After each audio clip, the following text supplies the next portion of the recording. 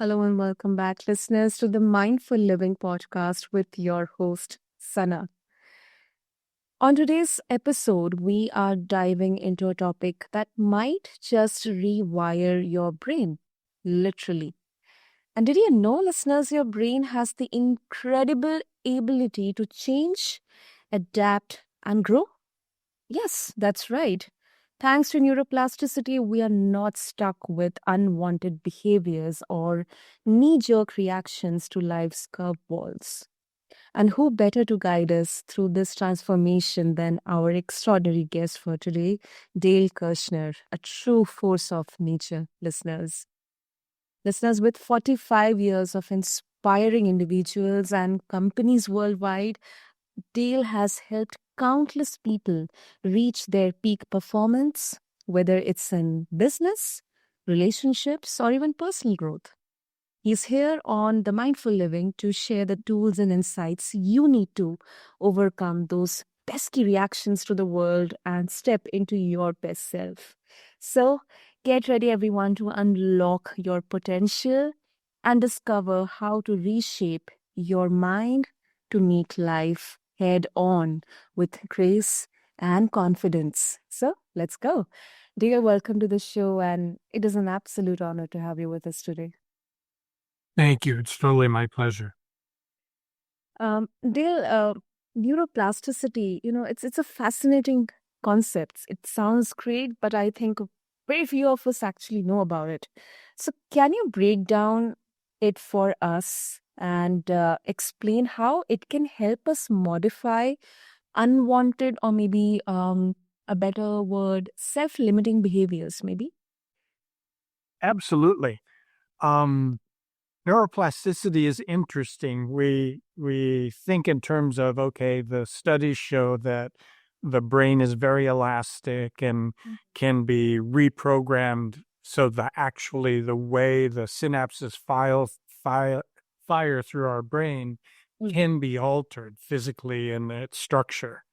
The most interesting piece of it for me is something that we don't necessarily realize is that we are the ones who did it in the first place. So, however our brain structure is at any given moment, we did that. Maybe starting from the time we were 3, 5 years old, we started to groove certain behaviors, certain strong suits, and we made our brain become what it is today.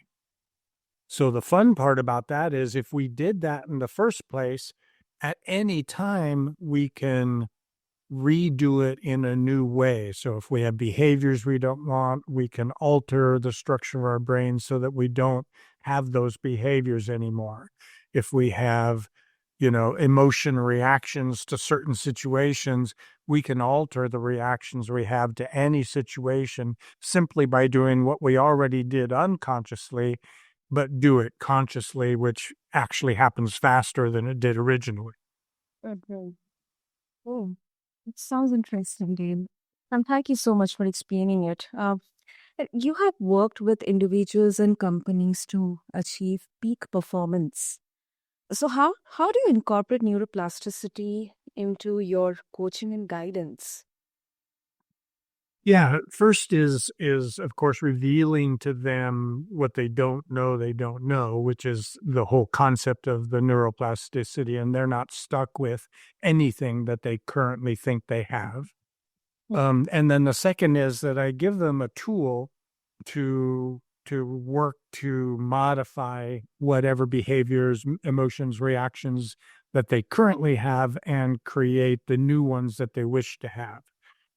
And what I do is I have them take the first two fingers of their right hand, lay it across the inside of the wrist on their left hand, because according to neuroplasticity, the fastest way to interrupt a brain process is through physical action, snapping your fingers, touching a part of your body. So that's what I have them do, is interrupt whatever the old behavior is that I've identified, touch the inside of their wrist, And then I have them take 3 deep cleansing breaths, typical yoga style breaths, which clears the space and gets them mindfully focused on just their breathing. And at the end of the third breath, they've now created an empty space that they get to fill with their new desired either behavior, emotion, reaction, whatever it is. And then, of course, I have them repeat that as 1,000 times until the new behavior becomes their habitual behavior. Wow. Wow.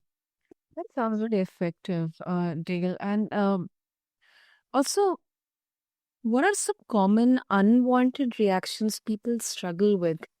And how can they begin to rewire their brains to respond differently? If you can give some examples that will make it more clearer for our listeners.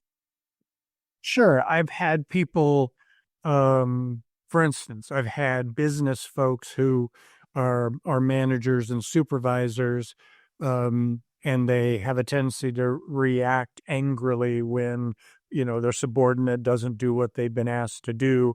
So we reprogram that into a positive process where they engage with the subordinate and see it as a teaching opportunity instead of just something to be upset about. Other things I've worked with is habitual behaviors, addictions, things like that. And even like chronic pain, modifying their reaction to the pain and instead of having it overcome their day, have it become just a thing that exists for them, but needn't distract them from being productive. Hmm. Wow. And talking about behavior modification, it can really feel overwhelming. So, what are some few simple actionable steps you would recommend listeners can take today to start making changes? Yeah, it's true. When people have defined a behavior for themselves Mm. for so many years, it does sometimes feel overwhelming to seek to overcome that. So one of the structures I take to them is what I call eating the elephant.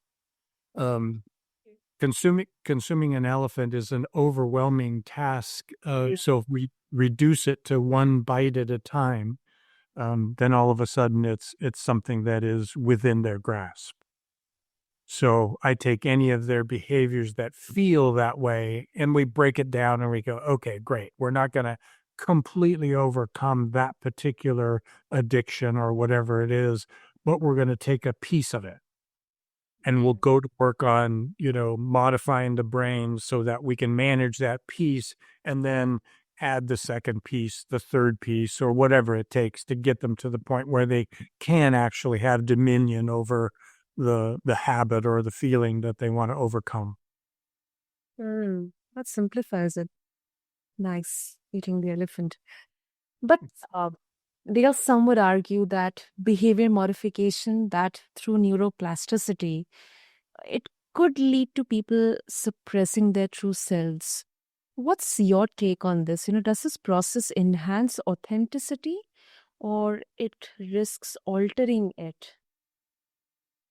Yeah, no, I think that's a valid concern. Um, when people come to me, one of the first things we do, even before we get to this kind of behavior modification tool, is that we deal with things they don't know about communication, about their own filters and structures that they've developed over life.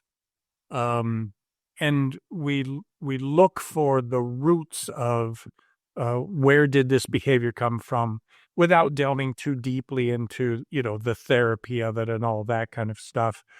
We want to only understand that it had a root, that the root is probably not relevant anymore because we're facing the world forward and we're moving towards something, not dwelling on what has come before this. So when they're able to release all those preconceived notions, when they're able to get present to right now, they get to shed all of the time-based emotions and reactions, fear, anger, depression. All of those are based on time. So either something they regret or something they fear in the future. So when we're present, when we're in this exact moment, none of that is relevant. And they can be focused internally on what matters to them in the moment. And then we can go to work on, okay, great. How do we get there? How do we shed the things that, just have habitually, without even thinking, become their operational structure, and how we can replace that with new desired structures that they wish to put into place. Makes sense. Makes sense, Dale. Also, can you share a success story? You can maybe put it anonymously, but where Yeah. someone used neuroplasticity to overcome a major personal or maybe a professional change or a challenge. Yeah, I'm trying to think of what would be a good example. I had we'll go with a different one. So I had a young man who was compulsive about his investments. Hmm. Um, he he did his own investing, and he was in the stock market and various other structures. But he would compulsively look at his phone. He had the apps on there, and found it impossible for him to not check his investments almost hourly, if not more often. Even during business meetings, he'd find himself, glancing at the phone, bringing up the app. Um, and it was taking over his life. It was the thing that controlled him, had him be late for appointments. All of the structure around it was becoming destructive, and it certainly wasn't adding anything to the value of his investments anyway. So we went to work on that, and what I had him do was to actually work on phone related behaviors first. So just interrupting, using the tool for the neuroplasticity, interrupting his picking up the phone and just leaving it there, not touching it, not looking at it, whatever. He was still allowed to go onto his computer and look at his investments, but soon he overcame the need to see on his phone what was going on. Then we went to work on, okay, great. Let's lower the interest to where you check only once a night. And ultimately, using the tool and taking bigger and bigger chunks of it away, um, he was able to completely guide himself to only checking investments now on like a quarterly basis. And of course, each quarter he would modify the investments anyway, so it was appropriate, but it no longer stole all that time away from him. And as a side effect result, he was actually able to find a relationship and marry a woman, which had been something that was impossible for him. Wow, that is really, really, really empowering and very, very inspiring. Lovely, lovely, Dale. Thank you so much for sharing this success story with all of us. Um, Also, you have mentioned your varied and extraordinary life experiences. How have these experiences shaped your approach to helping others evolve and thrive? Hmm. It makes me think of one particular event. I was working with a client's company, and I'd actually been hired to go shut down the company, let go all of the employees, and liquidate all the equipment. And it was a family-owned company, and so the father, the sons, were all involved. And I went there and, as gently as possible, explained to them what was taking place and that the company hadn't generated a profit in 12 years. So the investors were shutting it down, and I paid everybody, made sure there was adequate severance for everyone and all of that. And then, let them go and locked the gates, and then was walking across the yard to go into the workshop to start inventorying things to prepare for the liquidation. As I was opening the man door to go into the workshop, I saw and then heard a bullet embed itself about eye level in the framework of the door. And then I heard the gunshot. So I walked through the door to get inside and away from the threat. Called the police and said, someone was apparently across the street and had taken a shot at me. And they came, and the person was, for some reasons, I think, waiting for me to come back out. So they were able to apprehend them. It was one of the sons of the father. And the cops asked me, well, what do you want me to do with him? And I said, well, just hold on to him. Said, I'm only going to be here for 2 days. At the end of the 2 days, I'll inform you and you can release him. And they said, well, do you want to prefer charges? I said, no, I don't. I want him to understand that this is part of business. This is what happens. And so, no, just hold on to him until I'm out of town. They did. And as I was driving out of town, I got a call from this young man, and he got on the phone. He said, well, why didn't you have me arrested? And I said, look, that serves nothing. Me coming was as an advocate for the stockholders. I came, I did the job I was intended to do. Nothing benefits me by having you locked up for some number of years. And I think there's more for you to learn by being released and allowed to move forward and find something, productive to do with your world. Yeah. And he was grateful and ultimately became a client of mine. And we worked on him developing his own company, which grew into some level of success for him. But yeah, that's the best stick I can think of. Wow. Wow. I mean, it's straight out of some kind of movie. I mean, it's really, really scary, but at the same time, really very transforming. It's a kind of, I would say, Again, I'm sorry.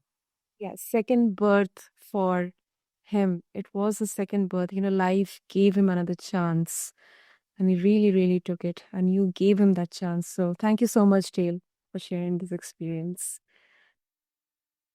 Great, great. So before we wrap up, Dale, if our listeners they wish to connect with you and explore more about your work and resources around neuroplasticity, how they can do that? Sure. I'm on LinkedIn under Dale Kershner, Kershner. And then I also have a website at dalekershner.com. And there's links there to reach out to me and connect. Great. We'll have all the details mentioned in the show notes for our listeners. And Dale, thank you so much for helping us to realize that, our brain is our ultimate tool. And thank you for sharing your journey, your life experiences, and the valuable insights. Thank you. It's completely my pleasure. Listeners, that wraps up another enlightening episode on the Mindful Living podcast. And remember, the power to change lies within you, whether it's in how you respond to challenges, interact with others, or pursue your dreams. Neuroplasticity can be your secret weapon. Until next time, take a breath, stay mindful, and as always, live with intention. Thank you.